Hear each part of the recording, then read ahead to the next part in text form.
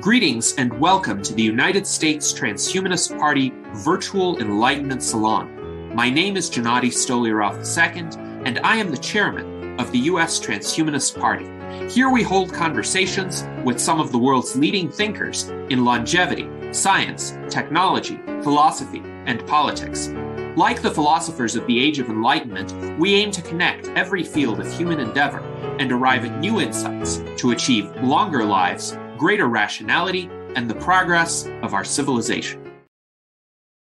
Greetings, ladies and gentlemen, and welcome to our U.S. Transhumanist Party Virtual Enlightenment Salon of August 13th, 2023. My name is Gennady Stoliarov II. I am the chairman of the U.S. Transhumanist Party, and today we are joined by an illustrious panel of U.S. Transhumanist Party officers, members, and advisors, including our Director of Visual Art, Art Ramon Garcia, our Director of Longevity Outreach, Ben Ballweg, our current Vice Chairman and Legislative Director, Jason Geringer, our Director of Community Science, Citizen and Community Science, a newly appointed officer, Daniel Tweed, who is also our 2024 U.S. Vice Presidential candidate, our technology advisor and foreign ambassador in Spain, Dr. Jose Cordero, and also a special guest joining us today is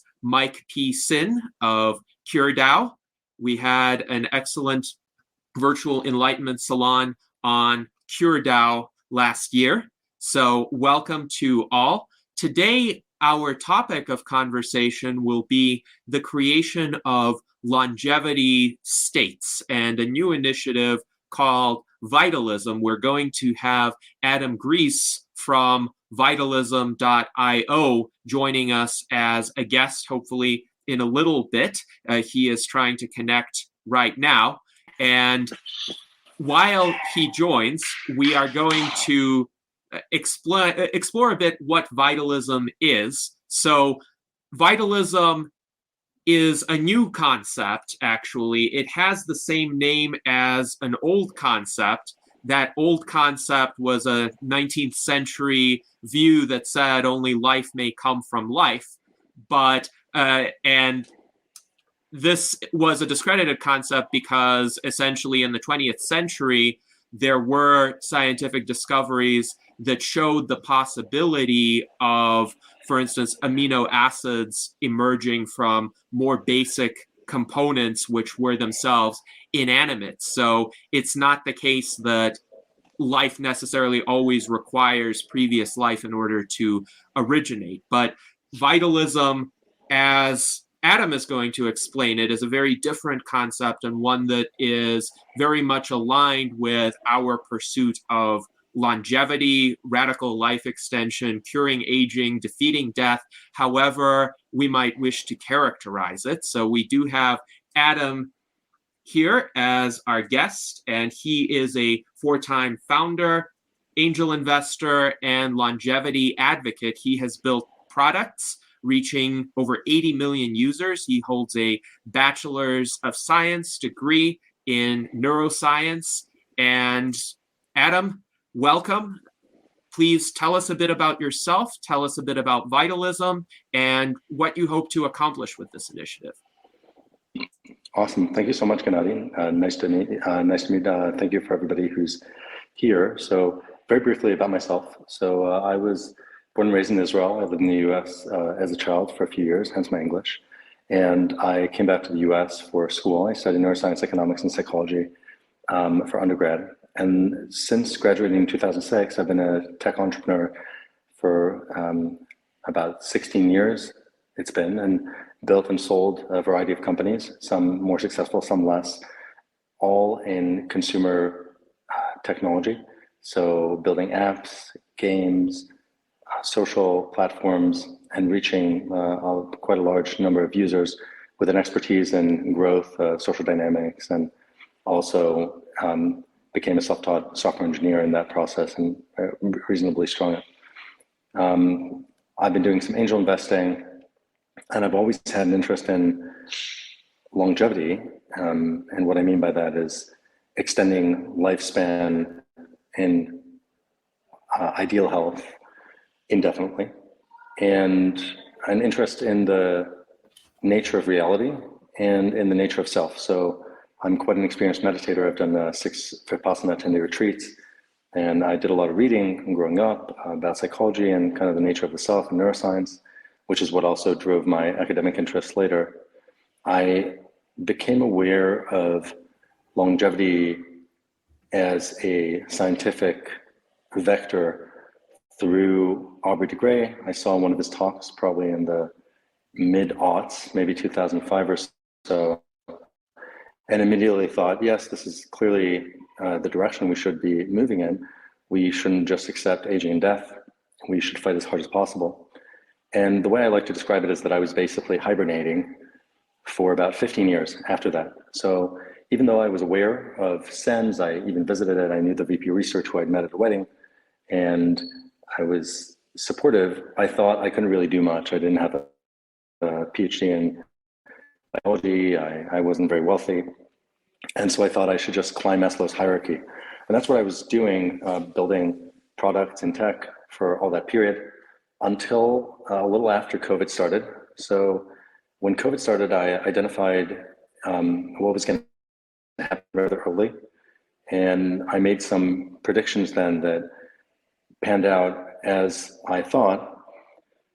And that put me in this position where I was revisiting parts of my life. I made a fair bit of money on the stock market due to these predictions, and I was considering what I should do next. And I was also in my late 30s, and so I revisited the situation of longevity and was surprised to find that there had been nothing released to increase maximum lifespan at all, and that the progress that had been made was very limited indeed, and that therefore I could expect there not to be sufficient progress in the next 20, 30 years, and that as a result of that, I was on the fast track to aging, decrepitude, and death, as all generations have been before. And so in the past 2 years, I've been on this journey to try to figure out what to do about that. And vitalism is the answer that I came to for that question. So very briefly, just to close out this introduction, my initial steps were I started doing some angel investing. I found some biotechs like Loyal, the company extending dog lifespans, and ImmuneAge, and a few others, both in consumer tech and hard biotech. Started to educate myself, joined Foresight Institute as a mentor, trying to help companies fundraise and move the ecosystem of longevity forward. And at the same time, I was just doing my own research, trying to figure out what could change the game and kind of how far we were from what might be necessary. And my conclusion was that we are nowhere near, meaning that if current processes continue, we're basically all as good as dead. So I came to the conclusion that all of the optimistic statements about, the first person to live to 200 has been born, et cetera, were just unconvincing to me. And at the same time, it became clear that even though longevity had become more mainstream by maybe 1 or 2 orders of magnitude since 2005, it was still very, very tiny in terms of acceptance, and in terms of funding, it was just as tiny. And so when I saw that, I was just trying to think, well, okay, how can we change the game? How can humanity really fight hard against aging and against death? Primarily, of course, against death, but aging as the leading cause of death. And initially I thought, well, maybe we should convince the billionaires to do something about this. And I realized quickly that most billionaires just don't care about this, as evidenced by the fact that of all the billionaires, thousands of billionaires in the world, less than 1% has dedicated anything to fight longevity, fight aging or death through science. And so that eventually led my co-founder Nathan Chang and I to come up with the idea for vitalism. And so I'll explain briefly what vitalism is. We are the revolutionary movement against aging and death, and fundamentally the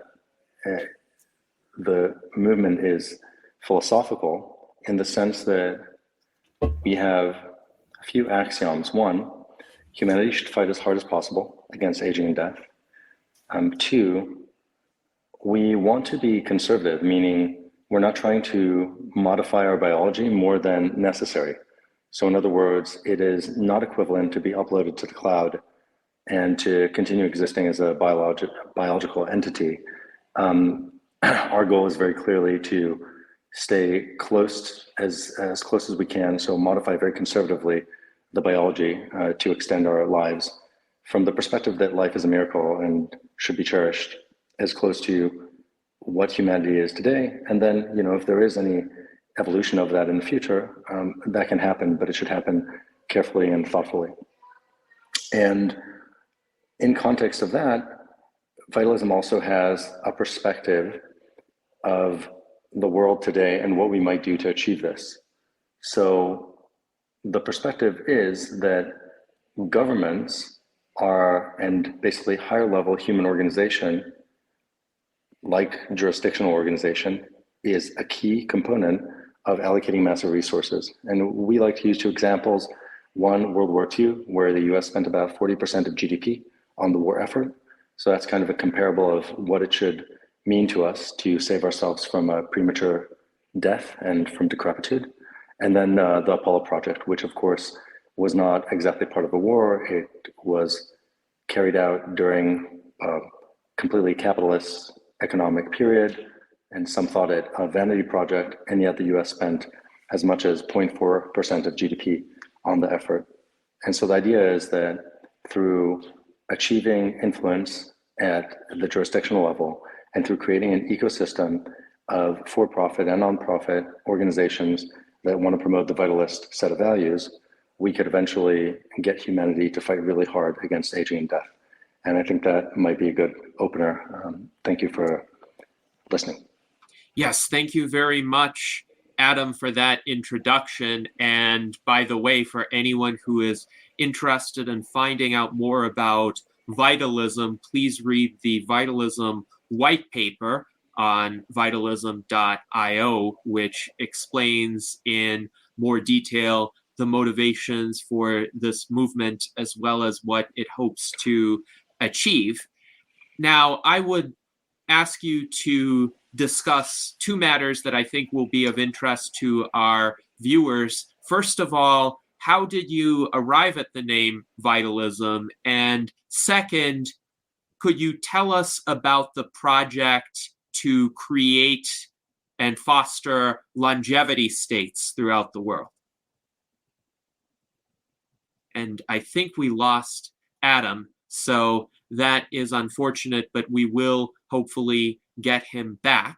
In the meantime, I do want to say that reading the Vitalism white paper was quite encouraging for me because it illustrated the intention to dramatically scale up the advocacy and the political action that will be needed in order to make the defeat of aging and death feasible within our lifetimes. I think it is indeed the case that progress is not as fast as it could be and should be, and we should welcome any movements that arise to alter that situation. But Adam, it seems that we have you back. So the questions that I had would focus on how you came up with the term vitalism for this movement, and also asking you to describe the effort to form longevity states. And let's see if... Yeah, so regarding vitalism, the name. Mm-hmm. Yeah. Yes, please go on. Am I back? I'm having some connection. Yeah, we can hear you. Pardon me. Can you please signal fresh? Yeah, we can see you now. Can you hear me now? Yes. Okay, great. Yeah, so I was saying the name vitalism basically came from a process of evaluation where we were looking at a variety of names that may be appropriate, and something that would be easy to spell. We thought that an ism was appropriate because we were talking about a philosophy / movement. And we also wanted something that had a connotation which had to do with life and vitality. And so vitalism hit all those marks really well, as well as having some domain available where we had the vitalism.io domain available. Now, of course, vitalism does have the historical context that Gennady mentioned. And to evaluate whether that was substantial, we viewed dozens of biology PhDs and some lay people. And our research showed that the vast majority of people, even biology PhDs, were simply not aware or did not remember this old movement. And so we believe that both in terms of visibility, like search engine rankings, and in terms of public perception, it would be possible to override that historical name, or at least take more space than that historical name in any way that would be consequential for the movement. And I'll just add very briefly that you might ask, well, why is a new name necessary at all?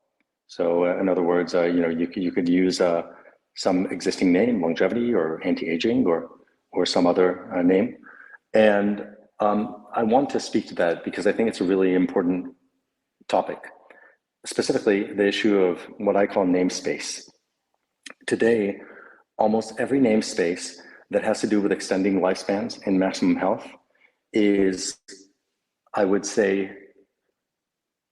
diffuse and corruptible or highly interpretable.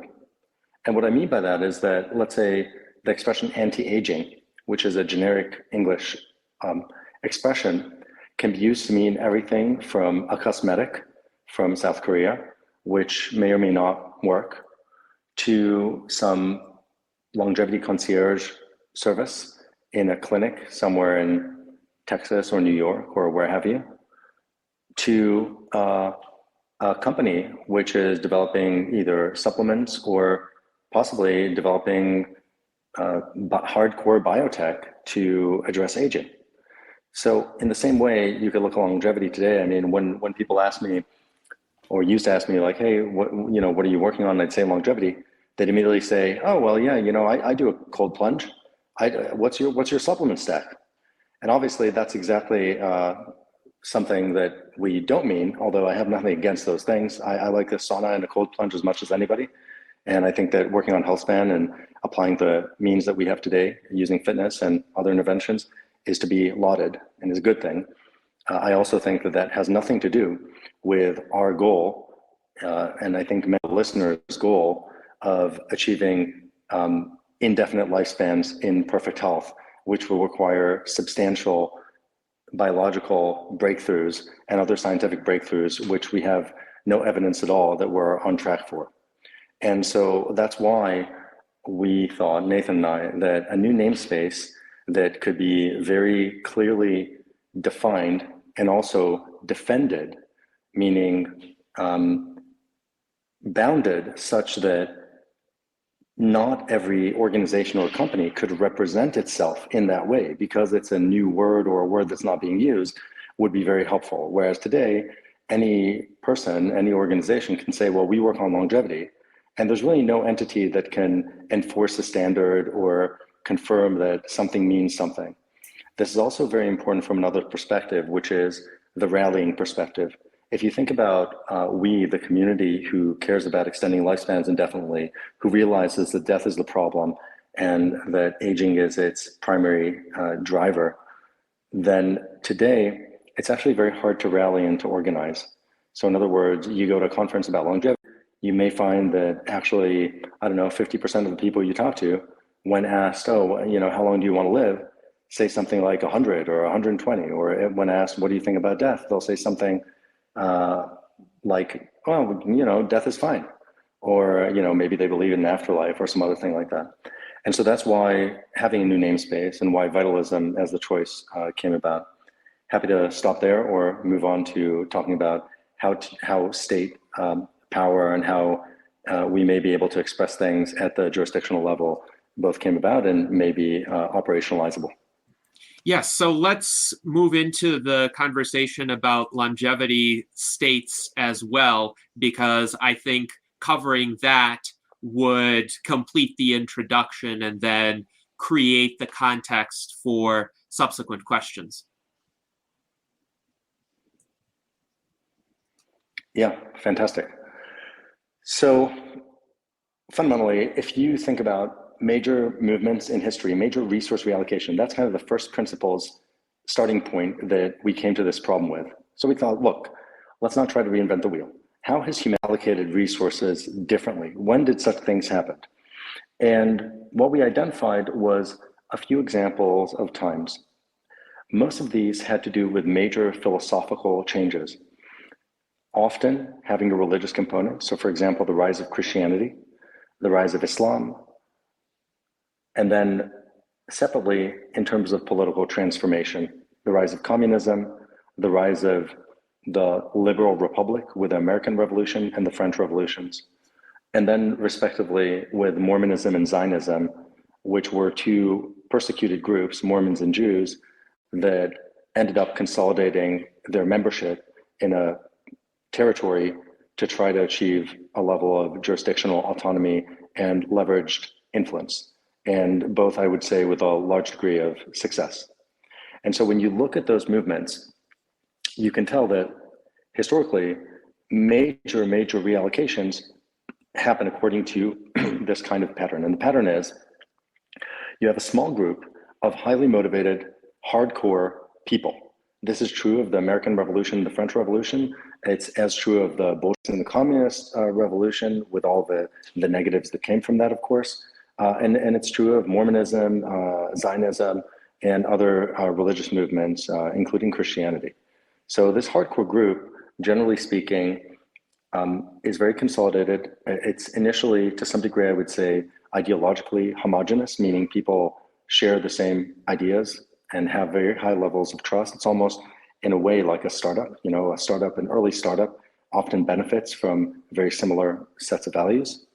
And that hardcore group ends up finding beachheads to achieve leverage. And then by finding the right beachheads, can achieve major influence and then bring along the rest of the population and carry out a major reallocation of resources. So being students of history, we looked at that and we thought, okay, this is a pattern that works. We, without any condemnation or not in any pejorative sense, things like seasteading or new countries that don't really have some of the features of what we think about as nation states in terms of territory, defense, and other functions are simply, I would say, much more experimental and unproven. Whereas these patterns are simply proven. They're tried and true. Why reinvent the wheel when we know how things can work and do work? You get influence in a jurisdiction in a certain way. When you get that influence, you can reshape the resource allocation. And by reshaping that resource allocation, you can lead to vastly different results in terms of well-being and overall outcomes. And so then the question becomes, well, how can you carry out that process in the context that we're talking about? And so I'll speak to that on a few brief vectors. Number one, it's important to realize that the vast majority of people are not aware of this message, and many people may not resonate with certain parts of it simply because it's very far from them, and for many other reasons. It may, to some degree, create some tension or perceived tension. I don't think there needs to be tension with some religious conviction or other conviction. And so we're really talking about, in vitalism, engaging initially probably a minority. It's not a small minority. I mean, there are a lot of people who they want to live as long as possible. They believe in science as the way to do that. They are motivated to support such efforts, and they realize that the current system and the way jurisdictions often handle population health are let's say, limited and should be substantially changed, but they may not be as awake to the options that we're discussing. And so part of this is about outreach and engaging that population. I'll just put some numbers on that to make it clear how we think about this. Our estimate is that there are about 500,000 to 1 million people in the world out of 8 billion who believe intuitively that death is the problem and that aging is the primary thing that humans should work to solve. I think that there's probably a factor of between 10 and 100x that, which could be, let's say, engaged in some way. These are represented probably heavily in the kind of people who may listen to Andrew Huberman or Tim Ferriss or Peter Attia, even Tony Robbins, and other populations. And in fact, what we found is that it's actually pretty unpredictable in terms of socioeconomic context and, for example, age or other demographic factors, whether somebody would be minded towards living indefinitely or not, or living as long as possible or not.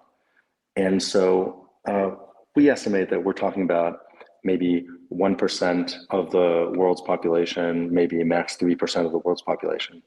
Now, let's put that into numbers that matter to us in terms of, for example, a country or a state and how that unfolds on a jurisdictional level. So let's think about the US or Switzerland, which has cantons. The US, of course, has states, so it's highly federalized and has very high delegated autonomy to the different regions. And I'll just mention on this topic that when you think about change, there is, of course, the resource reallocation in terms of capital and manpower, et cetera. But there are also other features like a regulatory platform that allows innovation to happen effectively and quickly. There is the normalization, which can encourage people and support them from a cultural and social perspective to work on a field and make that a justified thing you can tell your parents, your grandparents about. And there are some other factors that have to do with regulations and management on other levels that are structural. There's also the education system. And so all these things do matter. And in a place like Switzerland and the US, they can be handled actually on a state level. So that's, and these two countries, of course, are democracies. So I'd like to kind of give 4 examples of how different jurisdictions could move towards becoming longevity states and what that means. And when I say longevity states, I mean jurisdiction that prioritizes fighting aging and death as a principal priority. And I also mean, and vitalism means, jurisdiction that really cares about optimizing human health. So that also, for example, could mean having better regulations and other aspects of governance that protect or defend or optimize human health. But of course, this expresses itself differently in different jurisdictions, and that's what I'll speak to next. I'll just give these 4 examples very briefly, and then we can go to any other topics that you'd like to discuss. So in a federal place like the United States or in Switzerland, you may look at a small segment of that federal space. So, for example, there's the Free State Project, which is a libertarian movement that was trying to achieve substantial influence in one US state. They focused on New Hampshire, which is also the state that they were solicited by the governor. It was the only state of the, I think, 5 or 10 that they evaluated. And today, 18 years after people started moving to New Hampshire, when this initiative was very early on, they have 26 out of 400 representatives in the New Hampshire Assembly. So, you know, people sometimes say it's been a failure, but I would say that with only maybe 9,000, 10,000 people moved, I'm not sure the number, but that order of magnitude who moved to New Hampshire, a state of 1.1 million people. And of course, having local people also support this movement, having 26 out of 400 representatives is punching substantially above their weight from a population perspective. And so that's an example. And of course, you could look at any other state in the US. The states have 2 senators each, so they have some influence on the federal level due to historical reasons. And states also have high autonomies, both in taxation, education, and to some degree regulation as well. And so having influence in a small US state seems a very attractive or a potentially attractive beachhead for a movement like ours. But of course, it doesn't have to be one US state, although I'll speak to that in a moment. It could also be a district where in the US to be elected as representative in a district, you need about 150, 200,000 votes usually. And we believe that if you had 5 to 10,000 votes in a given district that are unified as a block, you could have very substantial influence on the positions of the elected representatives. But of course, if you elect representatives, you're trying to create influence at the federal level, and that means horse trading, which is much more complicated, right? Because you have to convince other people in Congress, and then after Congress, you have to get a bill passed by the president who may or may not agree with the strategy, et cetera, et cetera.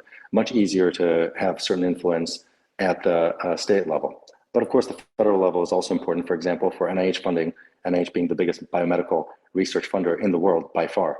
And so you want to look at all these levels. Now, at the state level in the US, I'll just use one example. So let's take a state like Rhode Island. Rhode Island, 1.1 million people or so population. The governor of Rhode Island elected with 200 and something thousand votes, if I'm not mistaken. But often in some of these states, the race is highly partisan. And so what matters is the primaries. In Rhode Island, the governor was elected in the Democratic primaries with about 60,000 votes. So you kind of see that the numbers become very, let's say, tractable or reasonable when you boil it down. When you're looking at a population in the US of 335 million, you're not talking about convincing millions of people. You're not talking about hundreds of thousands of people. And so if you could have some sort of influence on the identity of, for example, a governor, you could actually make quite a big difference in a given state. And the way we think about this in a place like a state in the US or a canton in Switzerland or other federal structures is that a state, if you have the right leadership, which believes in longevity being the medicine of the 21st century and believes in prevention and other aspects, not all of which have to do with immediately extending maximum lifespan, you could create what we call a positive cycle of greed. And what we mean by that is that if a state has aging biology departments, if a state has a thriving longevity biotech sector, which is attracting investment and high quality human capital, then other stakeholders in the state are going to hop on that wagon for interests that are much more secular, meaning it's driving jobs to their state. It's creating potentially meaningful economic upsides for them and their constituents, et cetera. And so that's on the federal level in the US and on the state level in the US, and I think comparable in a federal place like Switzerland, where, just for context, the smallest canton, Switzerland, has a population of 16,000. So you can do the math yourself, what that suggests in terms of how much influence you need in terms of voting blocks to make a difference.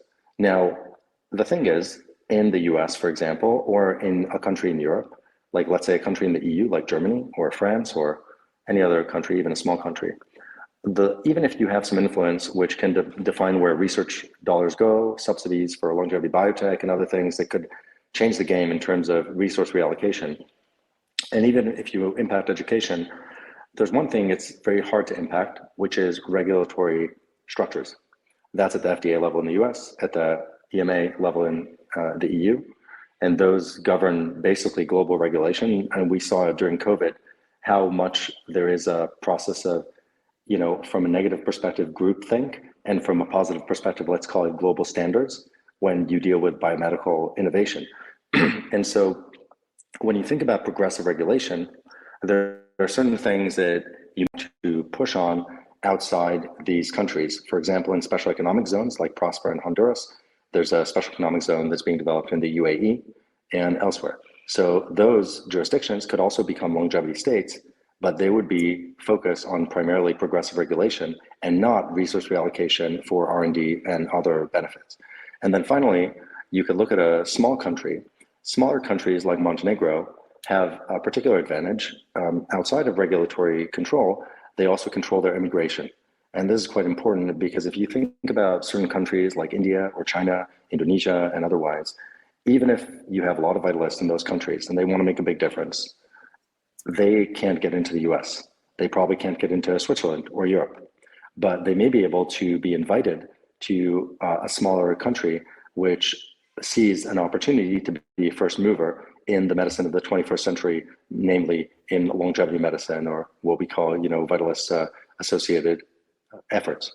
And so those are some key ways that a small critical mass of people can, we believe, have a very dramatically outsized impact. I hope that was helpful. Yes, indeed.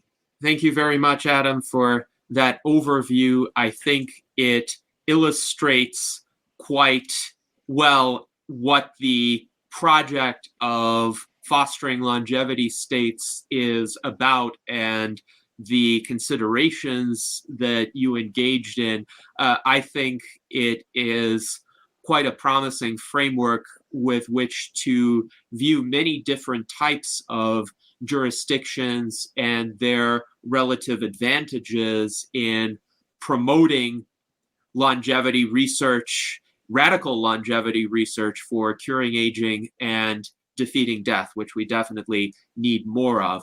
I would like to highlight a few of our viewer comments, and then we will get into the question and answer period of our salon. So first of all, Twin Soul Tarot expressed a sentiment that I think we will all agree with. Death causes an immeasurable amount of emotional suffering for those living, needless to say. And yes, when we think about all of the people whom we have lost, it is just a tragedy, an immense number of irreplaceable individual universes that have just disappeared and cannot be fully replicated or restored.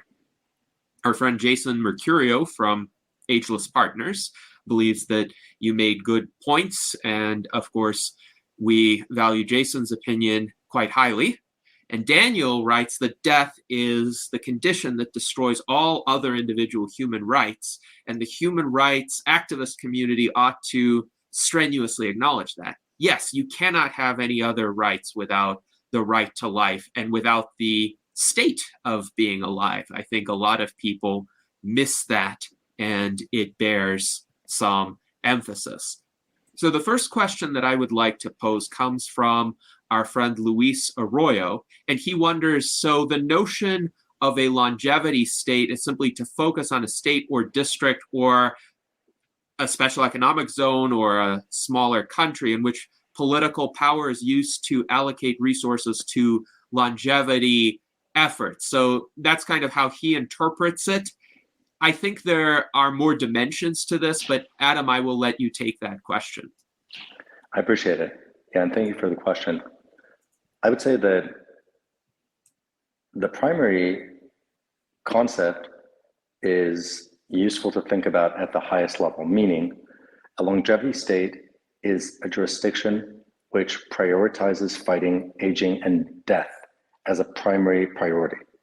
And so, in other words, it's a very philosophical perspective about what we believe human organization should do, because governments are ultimately just organizations of humans that are trying to secure a population's well-being, and what we think the correct values are in evaluating resource allocation for such groups.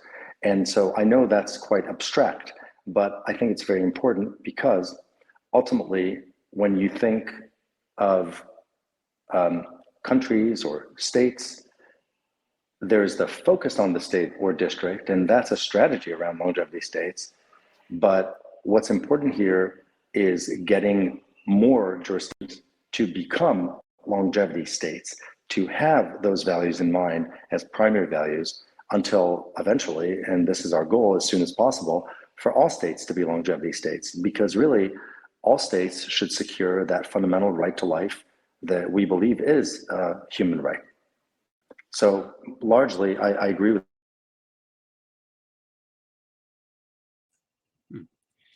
It looks like we lost Adam's signal, but it seems that he did largely agree with the premise of the question, but he elaborated upon it a bit more. And while we try to get him back, I want to highlight a few of our other viewer comments.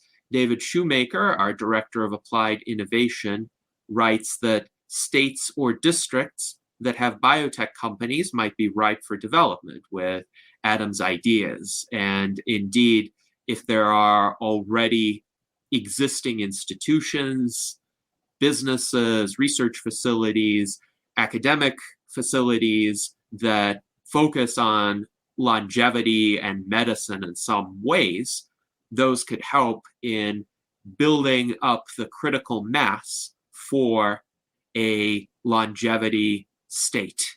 Now, Mike Lazine wonders what US states are the most transhumanist friendly. And this is an interesting question because actually the US Transhumanist Party membership is quite spread out throughout the United States. And furthermore, the institutional environment certainly vary by state. So while we can say, well, a lot of startups are based in California, for instance, California doesn't necessarily have the friendliest regulatory regime toward cutting edge research. Indeed, if you want to engage in cutting edge research, sometimes going outside the United States may be prudent, as Liz Parrish did, for instance, when she became patient zero for the first combination gene therapy aimed at reversing biological aging back in 2015. But there are some jurisdictions which have less burdensome regulatory requirements compared to California. But there may be a situation in those jurisdictions where there's not yet a critical mass of the population that espouse transhumanist ideas. And so the advocacy work, the persuasion work may need to be done to a greater extent in those areas. It looks like we have Adam coming back. Hello again, Adam. Yeah, really sorry for the technical issues today. Thank you. Yes, so you were finishing up the answer to Luisa's question about longevity states, and I was going to let you conclude your thoughts before moving on to the next question. Yeah, thank you. I was just saying that really, I think he encapsulated the goal operatively, but really the stress I was going to give that is a higher level of abstraction is the goal, meaning that we want every state to simply prioritize this as its highest priority. And that is divorced from the specific strategy of trying to achieve influence through this or that state, etc. So, and by the way, that is also subservient to the higher goal, which is simply for humanity to fight as hard as possible, which today lends itself to the strategy of longevity states, we believe, but in the future may not. Yes, thank you for that, Adam. And Jason Geringer has some feedback. He says that he likes this notion.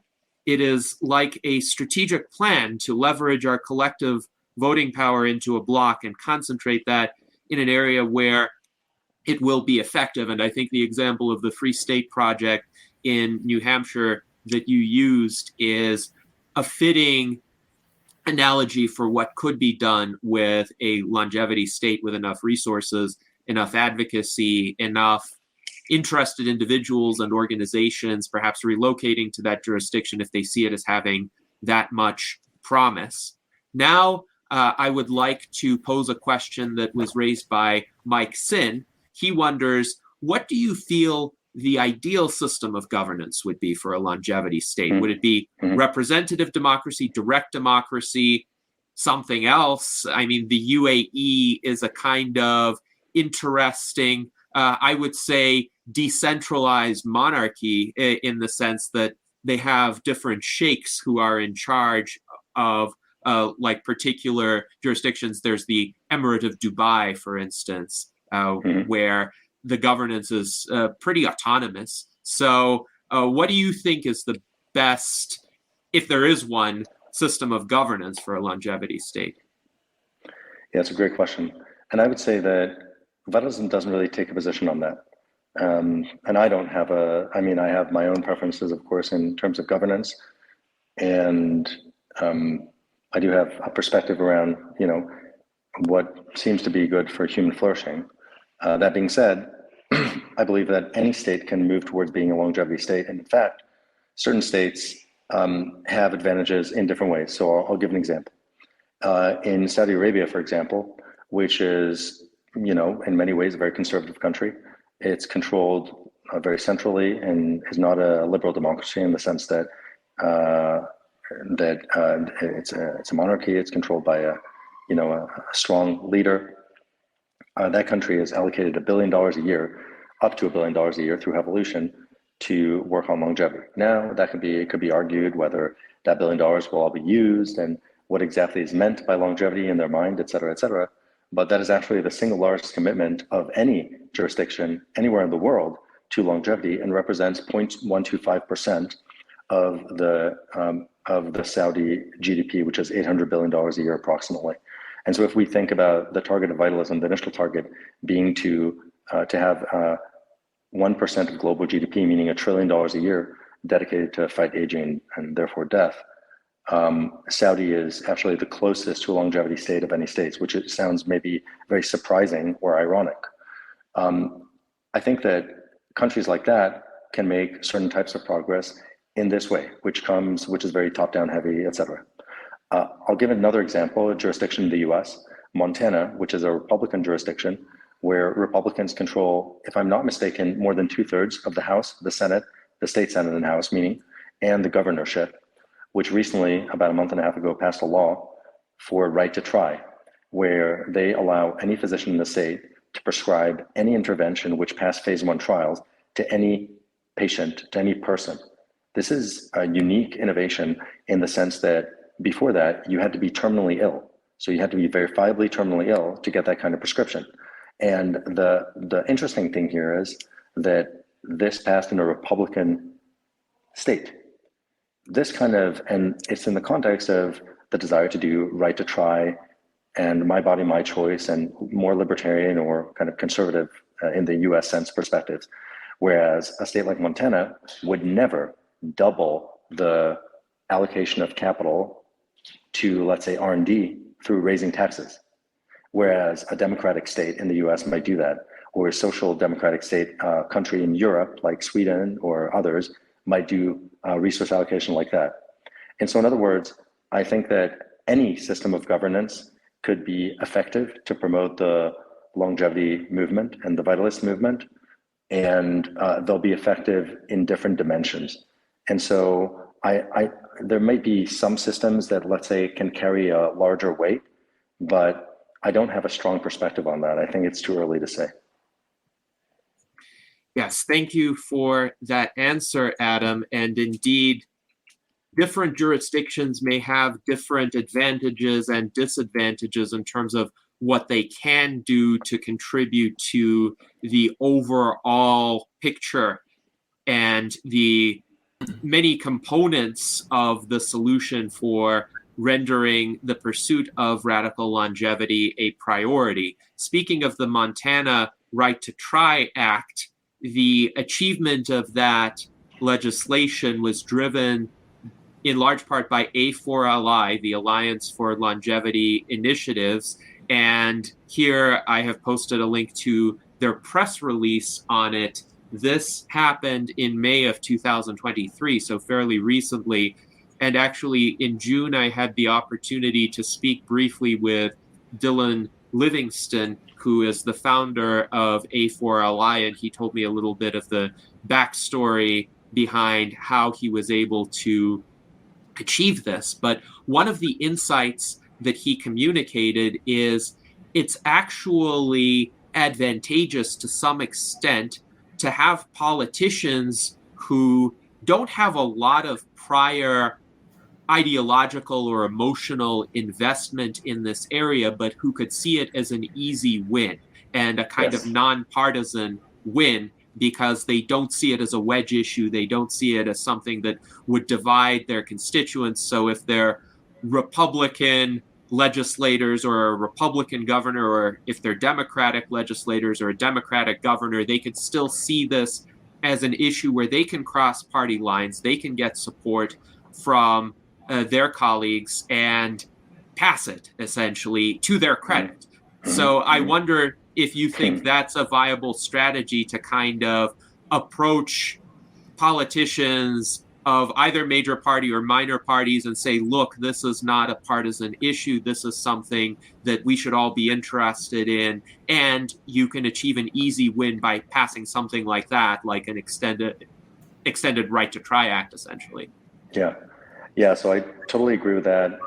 I would consider A4LI a vitalist organization. I know, Dylan, we haven't spoken about that yet because vitalism is just kind of coming into the public eye and really going live very recently. But I think the work they're doing is great. And I do agree with this idea of leveraging the newness of certain concepts which don't have as much of a prior backlog of commitments or partisan relationships.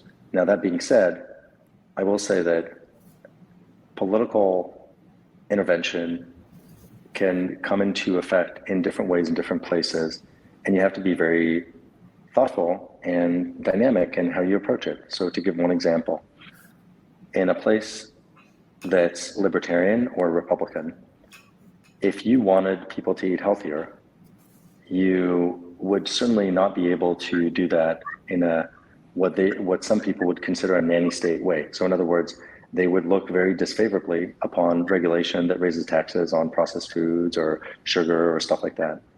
But one way you may be able to get around that is you might say, well, you know what? Hey, our state produces vegetables. Why don't we create a major marketing campaign with taxpayer dollars for vegetables grown in, Oregon or Montana or wherever, or even to some degree make it easier for state schools to order those goods with some sort of priority and thereby secure healthier food for the residents of this state. So different contexts, different cultures will require different approaches. And I think we need to be cognizant that we won't be able to make the same kind of breakthroughs in each jurisdiction. And so in other words, I totally agree with the sentiment and just would add the asterisk that it kind of depends on the context, which area of breakthrough may be achievable.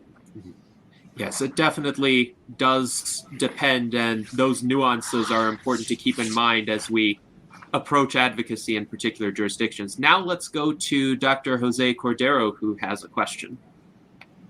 Hello, Adam. It's good to see you again. And thank you so much also for writing one of the first book reviews of The Death of Death on Amazon. I am immortally grateful to you, at least literally, for writing that. Thank you. We were together a couple of months ago in Susalu in Montenegro. You were some weeks, I was some other weeks, but there was a lot of excitement in Susalu, which is in Montenegro, that they could declare aging as a disease that could be cured. So my question is about that, because they said they were going to do it in 2 weeks, in 4 weeks, and I have seen nothing, and I don't think anything will happen. So I'm asking you if you are aware of what might happen there, and if there are other places interested in that proposal of declaring aging as a curable disease right now. That is question 1. And number 2, don't forget, you were also organizing an event, I think, in Rhode Island, where you were going to have many of these cities, states, or countries interested on declaring aging as a disease. What is the status of that conference? Thank you. So yeah, I'll speak to that very briefly. And I appreciate the question. And by the way, love the work, Jose, you're doing and your new book. Highly recommended for anybody in the audience who hasn't checked it out. So briefly, I'm not aware of the specific steps that Montenegro has taken, so I don't have any good or bad news on that topic. I will say on the topic of declaring aging a disease or not, that I think the question is mostly a red herring, and I'll explain why. The way I look at it, biomedical research and progress is trapped in this kind of vicious cycle. And the vicious cycle works like this. You have the major funders of biomedical research, in the US's case, the NIH. Other countries have similar bodies. And those bodies have a mandate to spend money, which is defined by the legislatures of said countries, and the US, the Congress. Now, if you think about a congressperson, what are the motivators that are going to define how they're going to vote and how they're going to think about mandating? Well, very often it's going to impact what they think is going to drive them contributions or votes for the next election, or what will make them look good. And so there are two major sources of gravity that impact these lawmakers. There are other ones probably too, but here are two major ones. Number one, patient groups, and also the visibility of diseases. So, my parent had heart disease, my friend had cancer, et cetera. People know about these things. And there are patient groups like Michael J. Spock's Foundation, Susan G. Komen Foundation. Nothing wrong with those foundations. They're doing a lot of good work. And they're trying to convince the politicians to mandate investment in research on disease, which is different than our perspective, right? Because we're saying aging is the core problem, not the diseases of aging. And we think that focusing on diseases is a problem in itself. And you'll see how this ties into the question shortly. Then there are, of course, the pharma dollars that lobby for lawmakers to allocate money to the kind of research that could be operationalized or productized as something which can get through FDA approval and can then potentially be taken by pharma and become a blockbuster that supports their revenue model. Also, nothing is malicious or hidden about this. This is just kind of how these organizations are built to think, and those are their incentives. So what's the result of that? Lawmakers mandate money to go into diseases. The NIH allocates that money towards disease research. The way I like to think about it is wherever you're going, that's where you're going to get. So if you're trying to solve Alzheimer's or heart disease or cancer, well, guess what? You're not going to solve aging because you're not focused on aging, right? And then those research efforts produce some translational work. That translational work may create some organization, biotech, et cetera, go through phase trials, which of course are all disease oriented. And then the pharma are happy to take those interventions when they treat disease and then deploy them. So how does this relate to declaring aging as a disease being a red herring? If you look at the FDA is basically it came from a history of risk reduction. So originally you had all these in the turn of the century from the 19th to the 20th, you had all these players who were just like selling all sorts of scams, snake oil, et cetera, and getting people sick or taking advantage of them financially. And so it was clear that some regulation was necessary. And so the FDA's perspective was really protecting the public and is really oriented towards risk mitigation and not prevention. Now, that's not true across the board. For example, statins, which are preventative, have been approved through a biomarker, which is a correlate, the LDL cholesterol as a biomarker. And so when you look at the FDA has multiple issues. One issue is that, okay, let's say you declare aging a disease, or let's just say you have a product that can help people and you want to get it through FDA approval. Well, you have a few issues. Number one, can it even make it to phase 1 trial? There, maybe by declaring aging a disease, you could get to the phase 1 trial. But ultimately, you're going to have to evaluate whether you are impacting some variable which is meaningful in the context of the issue in question, meaning this disease, this so-called disease of aging. And when you look at the FDA, from what I've seen and heard, they're actually quite open in using functional measures, for example, to evaluate the efficacy of certain treatments. And one of the issues is that the interventions that exist so far are simply incremental. They don't have the functional impact that would actually justify the FDA approving them. And the second aspect to this is because the FDA is a risk mitigating oriented organization, even if you declare aging a disease, well, the FDA, there's this joke where they say that if they tried to pass water through the FDA, it wouldn't pass because it could harm somebody. And by the same token, I think that, what we really need is a rethinking of what is prevention, how we create benefit, what are the key biomarkers, and that's where the efforts need to go. Because even if kind of on the face of it, aging were declared a disease, the operative consequence of that, I don't think would be much different than what we have today, not to speak of the whole process where, you need $100 million or more to get a new intervention through trials into the public. And so it's just a multifactorial issue. And yes, declaring aging a disease, from my perspective, would be potentially a positive, but I think it would only create limited value. And I'll just add one thing to that, which is that I think we need to be very careful with our language. Calling aging in a society where there is rampant ageism and where people who are aged, especially retired or elderly beyond a certain chronological age, are very substantially disenfranchised, using the moniker disease to describe aging could lead to negative social consequences and perceptions and labeling. And so I do think we need to be very careful of that. And that is also one of the reasons that I understand why people resist this naming. And I am more biased towards the notion that aging is a treatable condition rather than a disease. Besides that, the whole question of what is a disease, ultimately, we look at a state which is some sort of pathological state, and then there's a certain point in its evolution where we say, oh, now it's labeled a disease, right?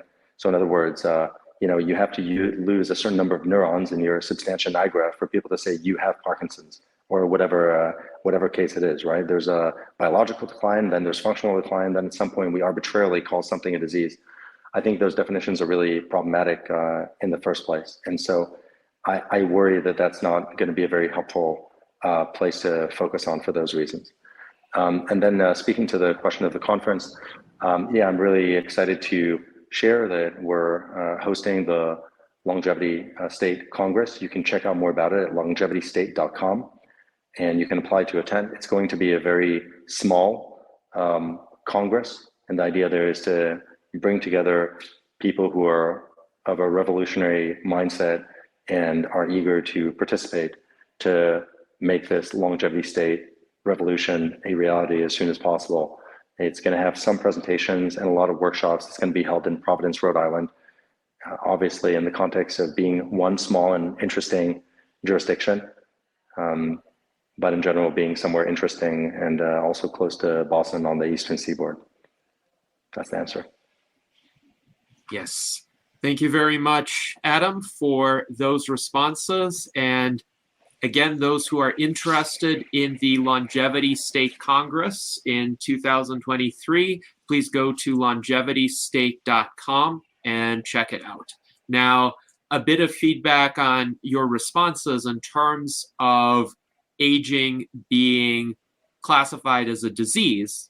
I myself am a supporter of the idea because I think it could bring more momentum to our movement. Any such declaration would attract focus to the fight against aging and would invite discussions, and the jurisdictions that adopt such declarations could be seen as being at the forefront of medical innovation, and other jurisdictions may then wish to emulate them. But I understand there are different perspectives. So for instance, Dr. Aubrey de Grey would use the term that you used, which is aging is a treatable medical condition, because it is. And he believes that by using that wording, it kind of bypasses the perhaps semantic discussion about what is a disease.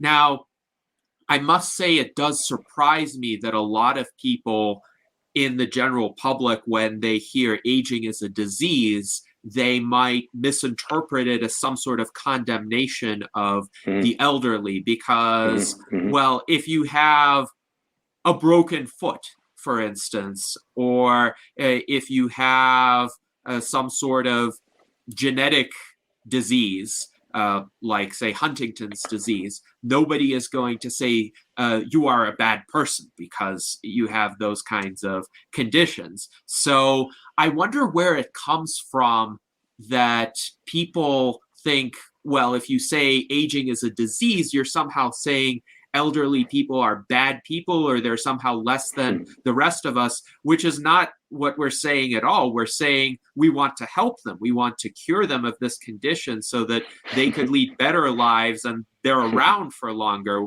We value them. That's why we don't want them to succumb to this condition. So where do you think this misunderstanding comes from, and why is it so apparently persistent? I mean, my perspective on this is that it all has to do with utility in society. So when you think about aged individuals, we have a perspective which is proven by the way we treat people after retirement, and where society treats them as less valuable. And that perspective is something that many people reject for understandable reasons. Now, in addition, if you think about our overall declines in function and other declines that have to do with chronological age, the fundamental kind of irony that is omnipresent is that most people try to either deny or avoid the results of aging. And that could be in the most superficial way by getting Botox or getting some other cosmetic procedure, or by confronting the fact of reduction in, for example, cognitive capacity, which happens with age, by different reasonings or structures, mental models, which suggest something like, oh, well, you may lose speed, but you gain wisdom, or some other abstraction. And so in general, I feel like most people acknowledge and know deep down that chronological age beyond a certain point suggests declines in function. Declines in function imply directly lower utility for society, and lower utility implies lower status. And we're creatures of status. And so by adding the label disease, you're just aggravating something that people are trying to run away from, and I think creating a very triggering moment for them. So that's my perspective on it. Yes, thank you. And this is very interesting. Of course, I agree with the observation that the desire for status drives a lot of people's reactions to particular ideas.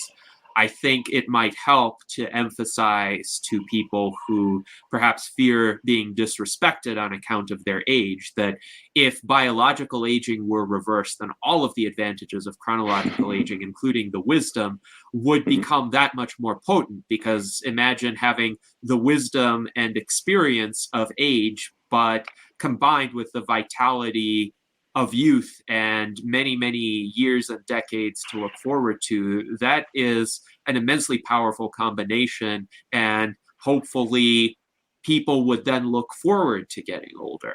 That's what I think true healthy aging would be. Now, I am also wondering about your thoughts regarding what the rate limiting factors are today to the achievement of longevity escape velocity in our lifetimes, because clearly you have expressed the view that progress right now is insufficiently fast, and I'm inclined to agree with that. But it seems to me, based on your comments, that you believe that progress is technically achievable within our lifetimes. So my understanding is the rate limiting factors are in terms of resource allocation and public support. But I'm wondering if there are any other rate limiting factors that exist today that you would like to emphasize. Yeah, great question. I appreciate that. So I just say to open, I don't think there is a clear path to go. So I am not particularly optimistic that we can solve the problem, even if we fight as hard as possible. But I do think that we should fight as hard as possible. And I do think we are extremely far from fighting as hard as possible. And therefore, it's clear that we should change our approach and our level of intensity.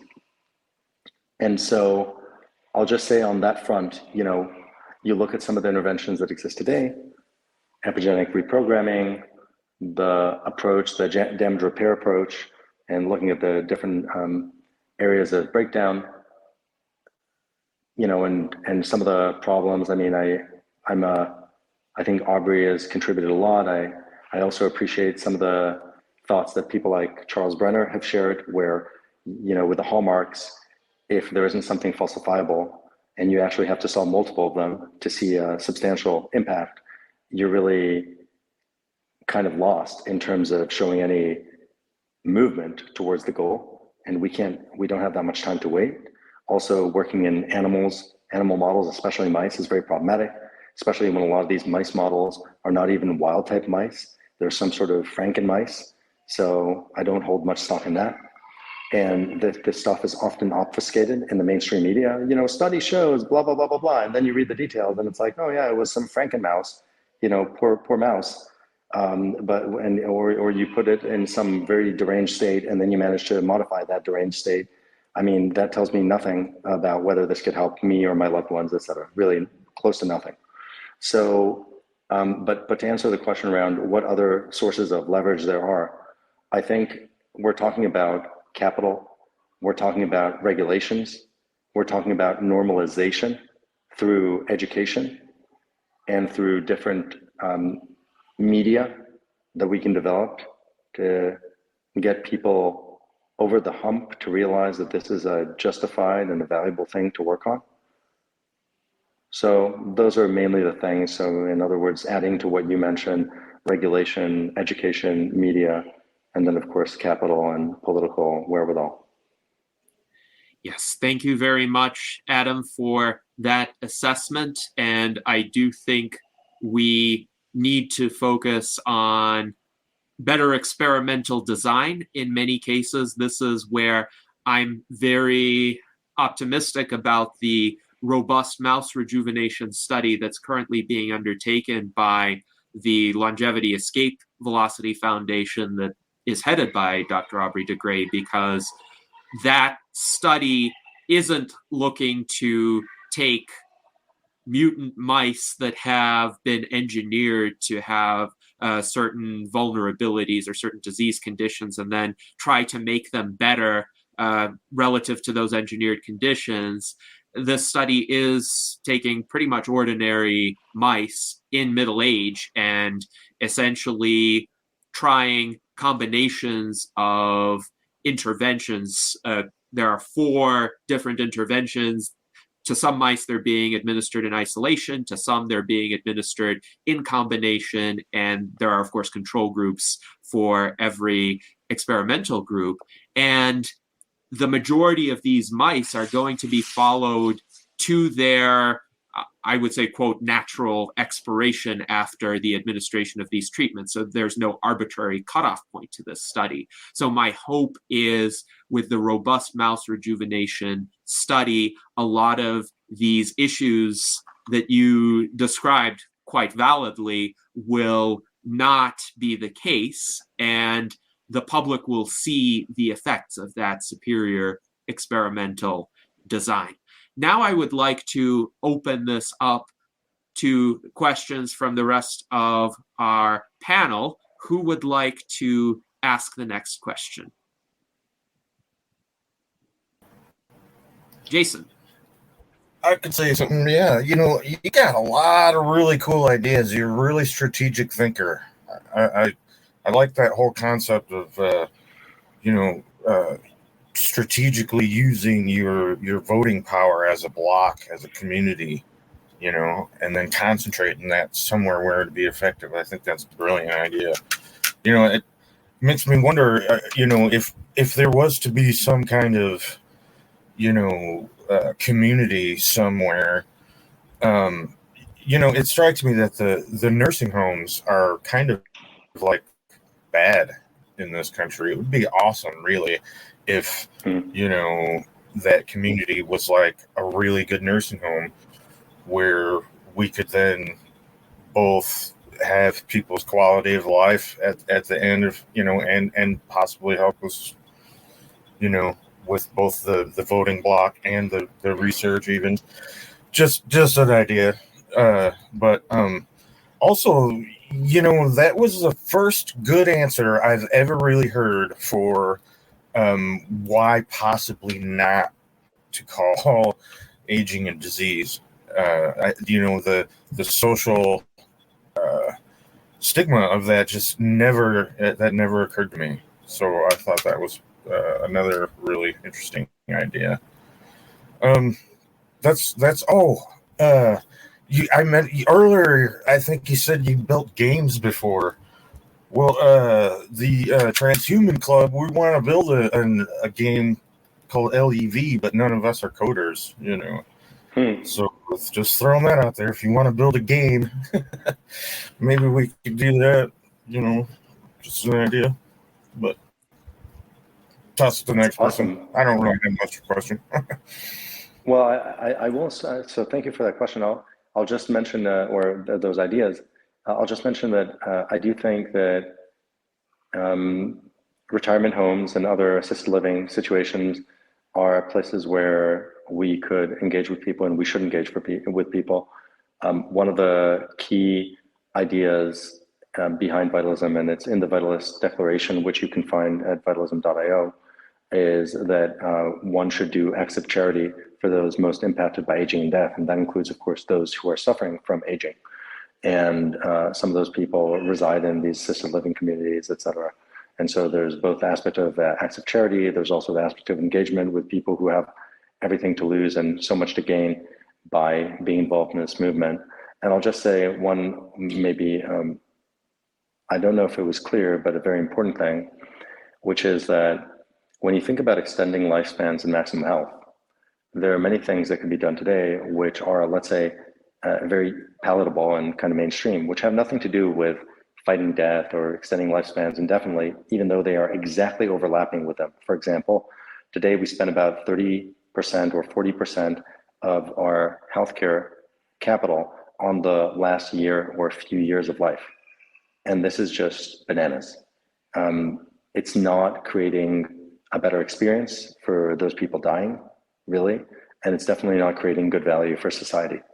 And so many people can agree that instead of spending that money there, we should think about prevention. And of course, the best type of prevention is preventing aging altogether. So there are kind of different layers that we can address that prevention, both with exercise and other more traditional preventative medicine, but also, of course, tying that to the notion of fighting aging. And I think there is very high responsiveness for the profligate spending that there is today. And that's actually quite a mainstream perspective. Yes, thank you, Adam. And now let's go to Mike Sin. Hi, how you doing? It's lovely to see you again. So I was wondering if there is any sort of initiative within the Vitalism movement to create kind of a global, decentralized adjunct or complement to the FDA that would collect data from people in these nursing homes, for instance, and all of the people on Reddit who are currently self-experimenting with a lot of other life extension interventions, and use this to determine the benefits and risks of lots of different interventions for specific populations at a very low cost relative to a controlled, like double-blind RCT. So yeah, is there anybody working on kind of like a global? Also, a benefit of this kind of global FDA would be reduction of duplication of effort. We have a lot of duplication and regulatory agencies internationally. So it could potentially address that. Have you guys thought about that? Mm-hmm. So I have to say I've heard of this notion, but I don't know anybody who's working on it very directly, and I think it's a great idea. And so the way I would say this fits into the Vitalist community is that anybody founding such an organization, well, that organization could self-identify and then be designated officially as a Vitalist organization, and that would help it achieve its goal by providing a kind of rallying beacon for other Vitalists, both as sources of funding, potential employees, members, supporters, etc. If you or somebody you know wants to spin up that kind of initiative, please engage me, and I'd love to support. Great. Can I ask one more question? Sure. So there's these robots, and so they have the ability to process data a lot faster than humans, potentially like over 100 times faster. And then, so if we had, they're also good at sharing knowledge. So a lot of research is never published. I think a majority of it. So there's tons of duplication of effort in terms of trials that they're not aware of. Whereas robots would be aware if we kind of replaced or created AI like Elon Musk is creating this Optimus humanoid robot. If you put GPT, had them all networked, and they would have knowledge of all the other robots' activities, and they could work 24/7. They could have significantly greater precision and accuracy. Then you could potentially, I did some estimates using a 90% confidence interval, you could potentially increase the rate of scientific progress somewhere between 50 times to 1,000 times faster than it is currently. So if there's about 7 million scientists, so if you had 7 million robots, the robots are supposed to cost like $20,000 according to Elon Musk. So they would be about 5 times cheaper than a scientist per year. So it seems like this could potentially have more leverage, making sure that this is able to occur.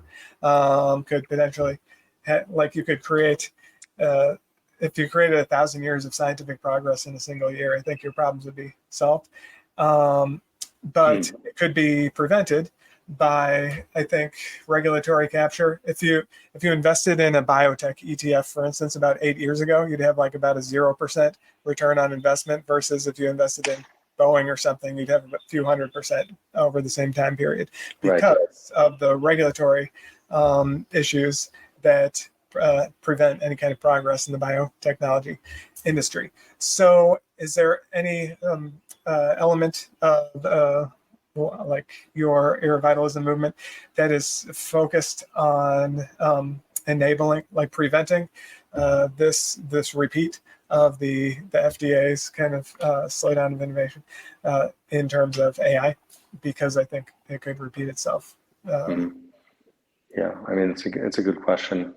I would say that there isn't today specific treatment in the vitalism content base of this problem or potential problem. And I would invite you, if you share these ideas, I would consider you a vitalist, and you may self-identify as a vitalist, to suggest such content or contribute such content. Ultimately, we know that the FDA is broken in certain ways from achieving the kind of acceleration that many people agree is good, even some people within the FDA. And by the same token, there are certain restrictions on other innovation that may similarly prohibit or limit acceleration. And so the more sophisticated we get about thinking of what structures are the ideal structures, I think the better off we would be in exerting our influence to approach those. So I support it, but I don't have a strong perspective on that. I think it sounds like a promising vector. Thank you. Yep. Yes, thank you, Adam, and thank you, Mike, for those questions. Now let us go to Daniel Tweed. Yeah, very important topic. I'm thinking that if we can't get states to embrace the idea of self-supporting optimal health span, maybe intentional communities would be a place to do that. And also, if we were to come up with some kind of factor that was be an integrated number for optimal health span, would that be something simple to compute, like maybe chronological age divided by biological age? And also, I want to point out the value of potential gamification. There's Oklahoma City had a mayor named Mick Cormetz that challenged the whole. They were originally the most obese city in the country, and they lost 1 million pounds when the mayor challenged them. So, thoughts on those kinds of gamifications and computing like an optimal health span factor? Yeah, there were three, I would say, questions there, right? Optimal health span factor, gamification, and this idea of intentional communities. Right, thanks. And so I'll address the intentional communities first, and then the optimal health span, then gamification. So intentional communities, I think, are a great place that will be more open-minded to integrating different aspects of, let's say, preventative behavior, longevity, interventions that are more cutting edge, et cetera, that have suggestive influence. And those are great things. That being said, these intentional communities, unless they rally together and reach some critical mass and act as a lever to influence some centralized resource allocation, I think will have limited influence. And so I see them as a piece of the puzzle, but I don't think they can achieve that much independently. Secondly, health span. How do you measure health span? I think that broadly speaking, it's actually pretty simple. And the challenge is really about effect size. So there was that study, I think it was in Singapore, on alpha ketoglutarate. Maybe some of you have heard about it. And they were asserting that people reduced 8 years of their biological age. They used that phrase, biological age, which I think is, very problematic and misrepresentative. But anyway, or they would say, or they sometimes use it interchangeably with epigenetic age, which of course is not, doesn't create the same perception in the listener. But anyway, what I always say about these studies is, you said you shaved 8 years on average from people's age. Show me the photos. Where are the photos?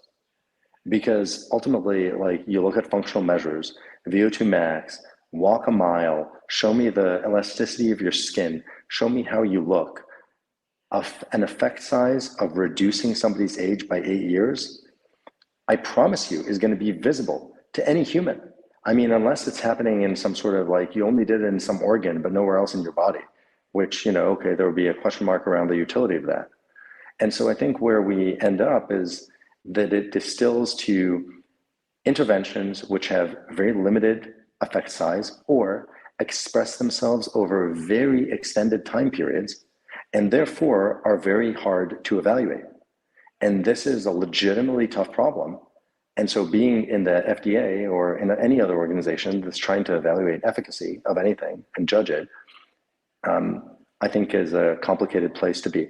And so I guess, in other words, I want to say that the features of health, namely certain key biomarkers, the simple biomarkers that you get at, okay, maybe not in one medical test, but with Inside Tracker or a number of other health biometrics services, are absolutely sufficient when combined with functional measures to evaluate your status health span wise. It's that when we marry these interventions, we don't really know how to understand smaller effect sizes, longer time horizons, and we don't really know how to evaluate the difference between an impact on aging and simply an impact on healthfulness and robustness. Namely, if you start exercising and you lose 20 pounds and you're more active, et cetera, did you become more youthful? I would say in many cases, absolutely not. You didn't. You just became healthier. So in other words, you've realized more of the health potential for your chronological age. And that might express itself, by the way, histologically, functionally, and in many other measures. So it becomes very tricky to understand whether you've impacted aging or not. And so I guess the bottom line from that is that we need to do a lot more work there to understand how we evaluate, measure, and carry out iteration on this stuff. And that's somewhere where we could spend probably billions and billions of dollars, and we should be spending that money. And then the third comment about gamification, I think it's really important to use these behavioral measures to influence people to do the right thing. This is true in behavioral economics, which is an area that I've studied and I'm very involved in, and also in other areas. Ultimately, people respond predictably to different stimulus, and we know that certain patterns like loss aversion drive stronger responses than reward, et cetera, et cetera. And so we as a community absolutely should leverage these insights and develop platforms and patterns that support positive outcomes for our community and the general public. So yeah, I totally resonate with that. And with regards to the game you mentioned, I'll definitely keep it on my radar to see if I can connect people who are relevant. Yes, indeed. Thank you very much, Adam. And our friend John H. writes that he really likes your devotion to evidence, and he also writes pictures or it didn't happen in terms of the reversal of biological age. And yes, I would be inclined to agree. I think a lot of people focus on biomarkers of aging, but my friend and our biotechnology advisor, Dr. Bill Andrews, like to point out that back when Betty White was alive, the real test of whether biological age reversal would succeed would be Betty White walking onto the stage and looking like she was 25 again. And then people would have no doubts that biological aging had been reversed. Now, David Shoemaker along these lines wonders, how do the various aging clocks help or hurt in measuring aging? Any thoughts on that? Yeah, thank you. Yes, I have very mixed feelings about this stuff. So these aging clocks are really interesting research. I am generally biased to the perspective that, which is the, let's say, official, health regulatory perspective, that these tests should be evaluated as data for entertainment purposes only and not for diagnostic purposes. That's really, to a large degree, where they are, even though they do have some interesting measures and correlations and implications with morbidity and other data and certain predictive aspects. So in other words, I think they're really interesting science. And I think the messaging around them is very problematic. So I'll just mention a few things that I'd love to see different or changed. Number one, I don't think anybody should use the words biological age to describe these clocks.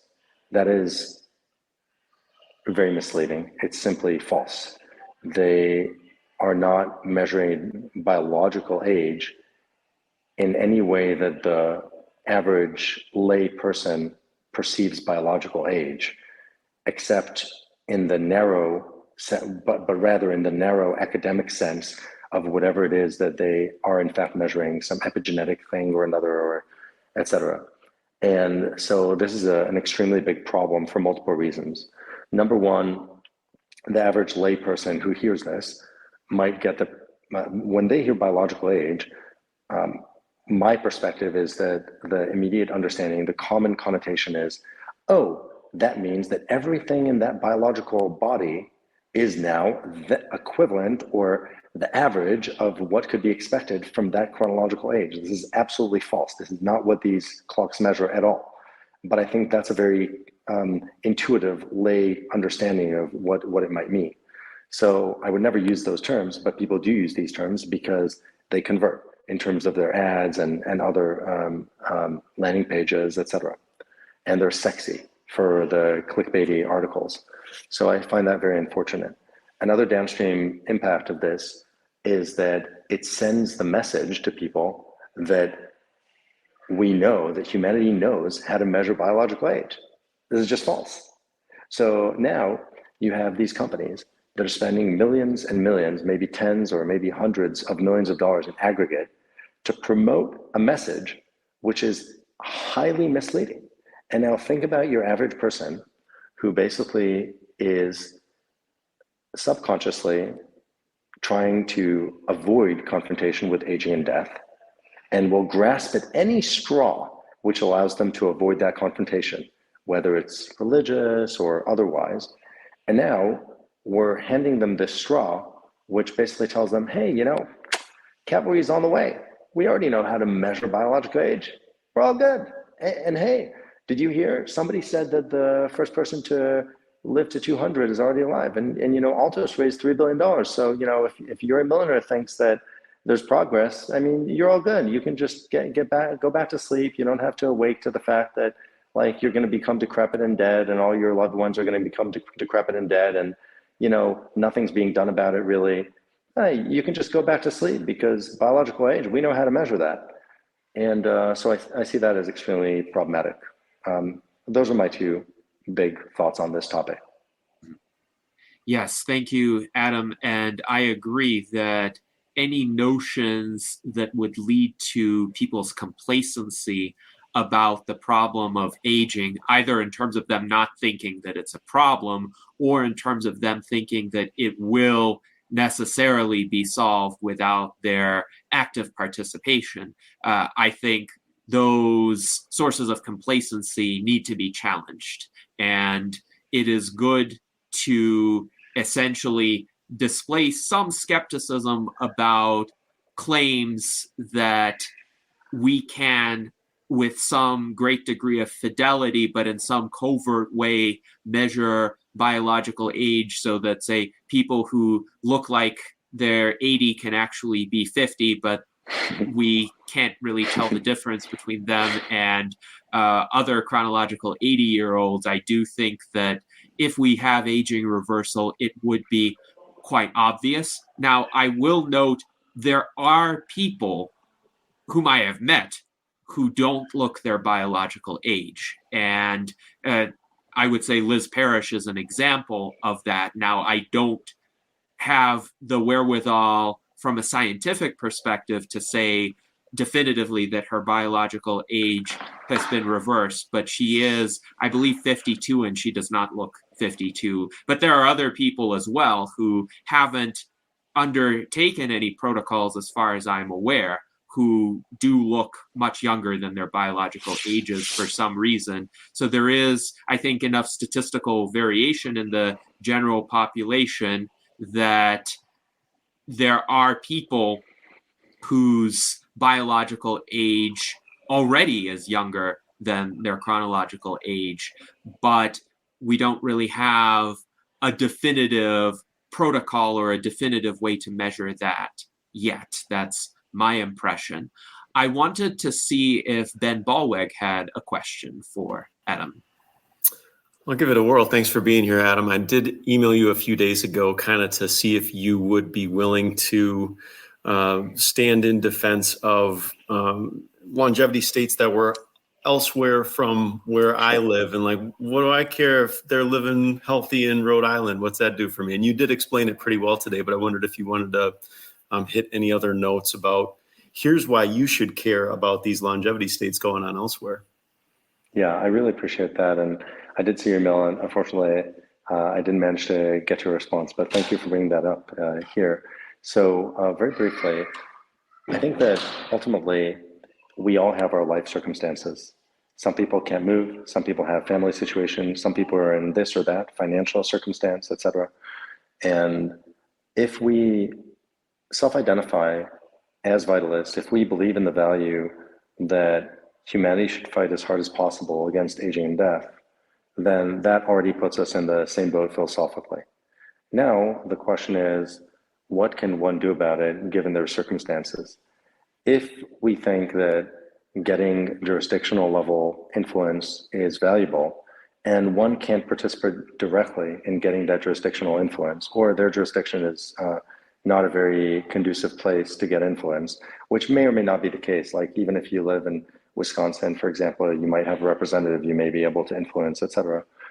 There are other things that one could do, whether it's through spinning up an organization, doing things online, or creating a for-profit organization that promotes the message with media, the message that we should fight hard against aging and death, and potentially contributes to other initiatives.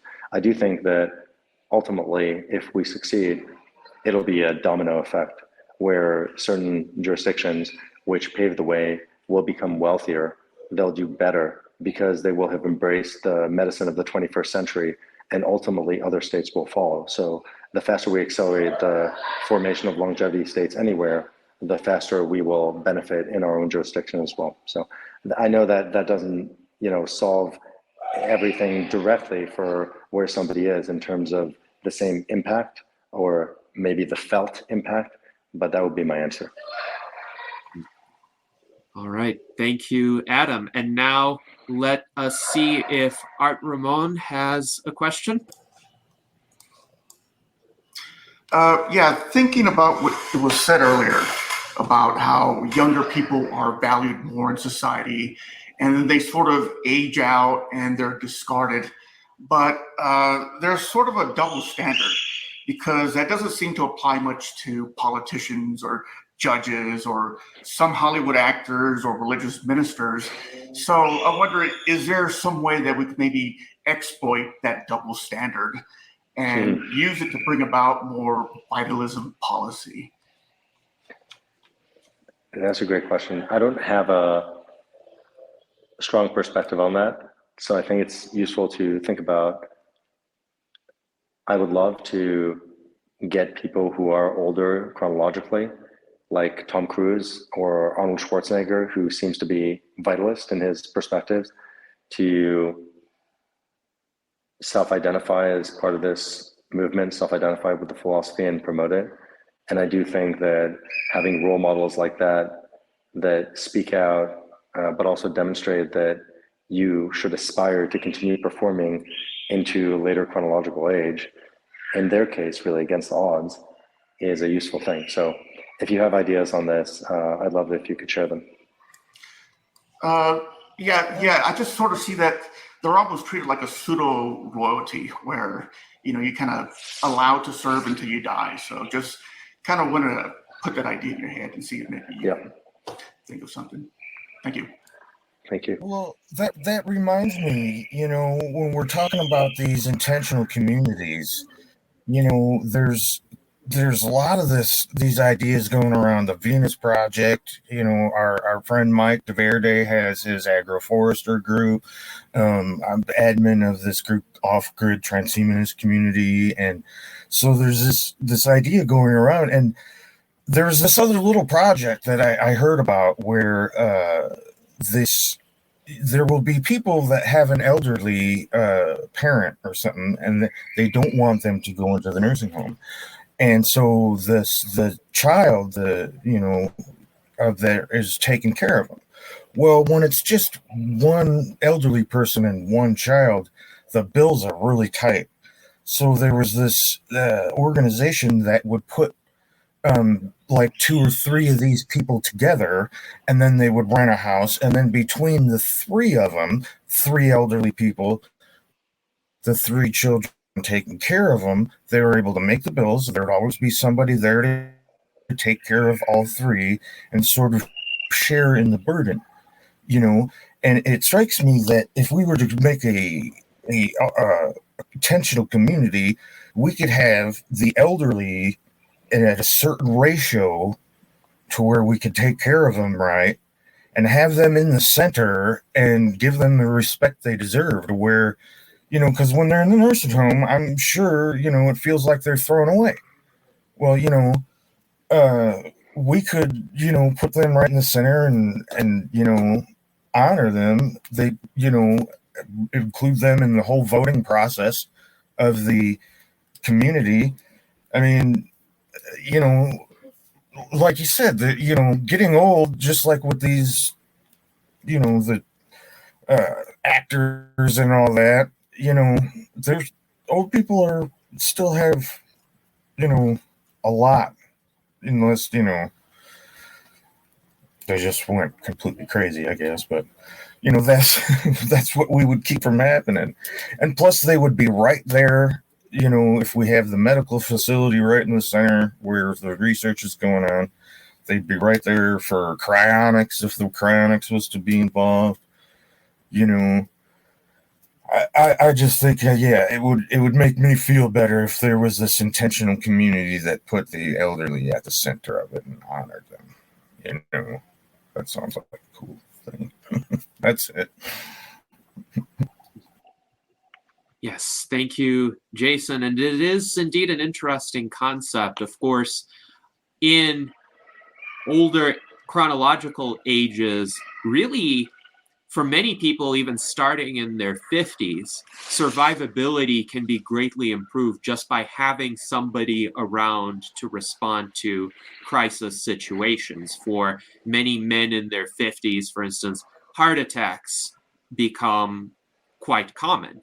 And also, they become more prone to chronic diseases like cancer or diabetes, where it's really helpful to have someone nearby to respond to needs that, if they're satisfied, this person could be alive for decades longer with today's level of medical technology. But if they happen to just be on their own and some crisis occurs, they might die just because that time window for an effective response is missed. So I'm wondering, Adam, if you have any thoughts on this kind of approach as part of a vitalist strategy to keep people from dying while science arrives at effective ways to reverse their biological aging.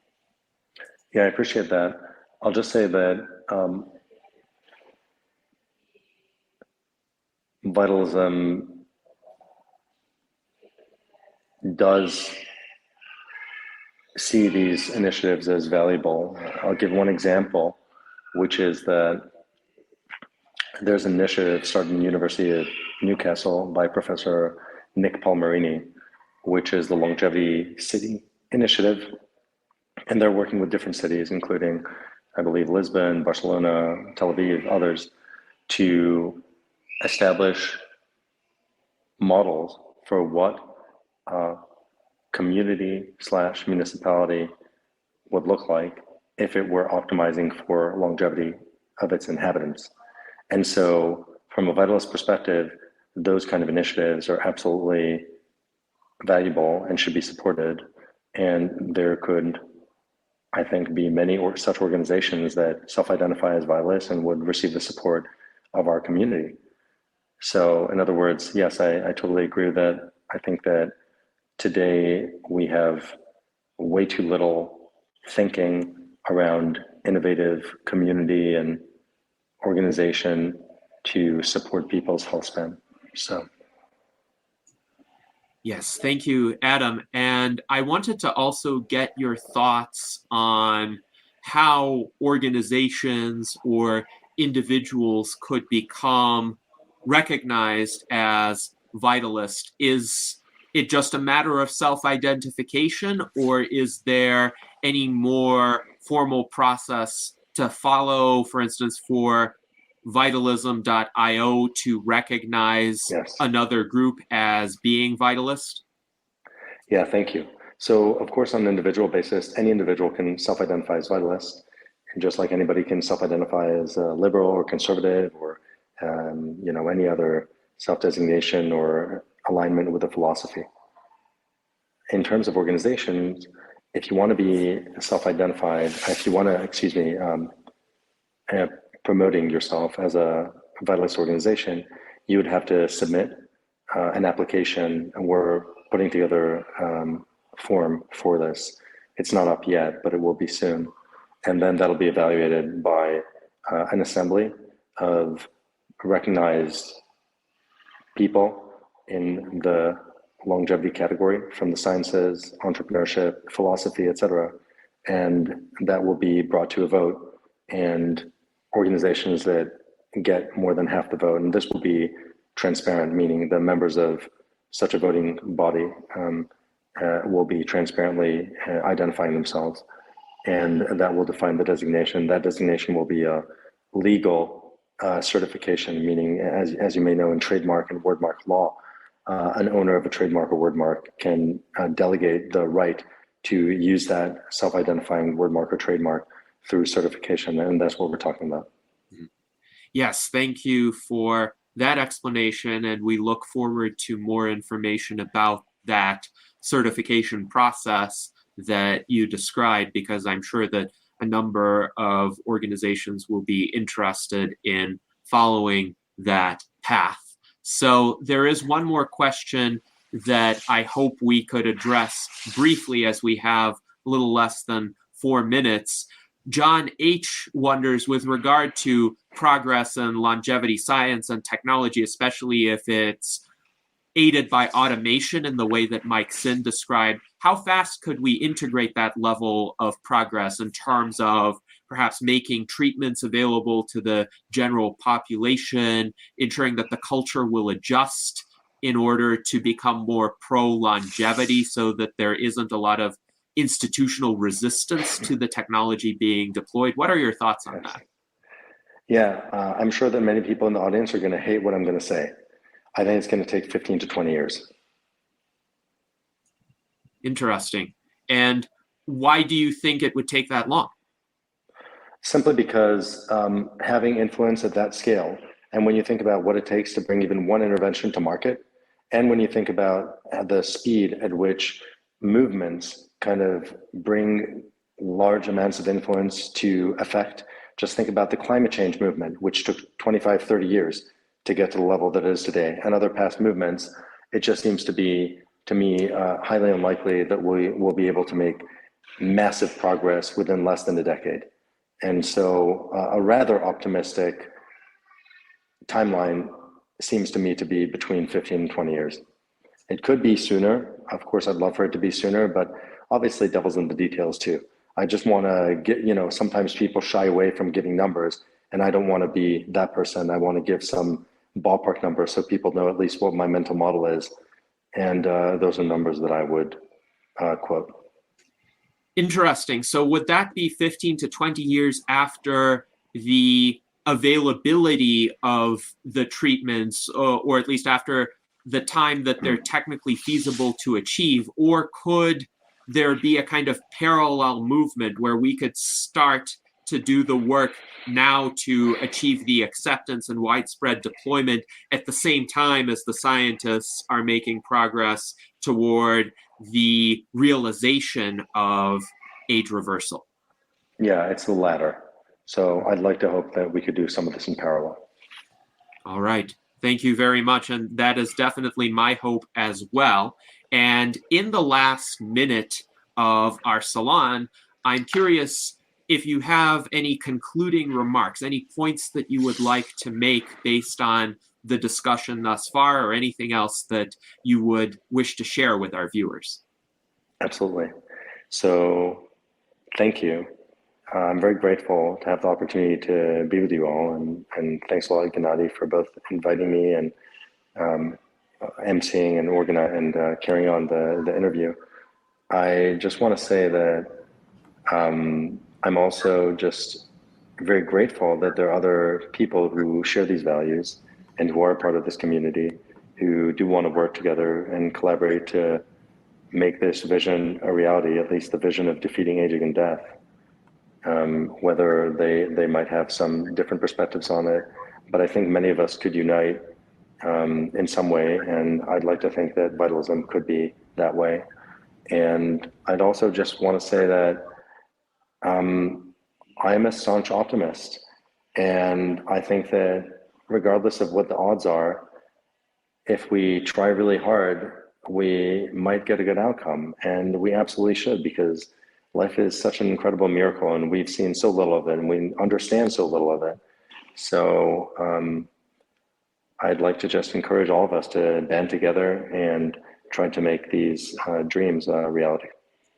Yes, absolutely. And thank you very much, Adam, for these inspiring words. Hopefully with today's salon, we have motivated more people to look into vitalism, take part in this movement, and really we need all the help we can get in order to hopefully defeat death within our lifetime. So thank you to our audience, thank you to our panelists, and thank you to Adam for joining us. I hope that we can all live long and prosper.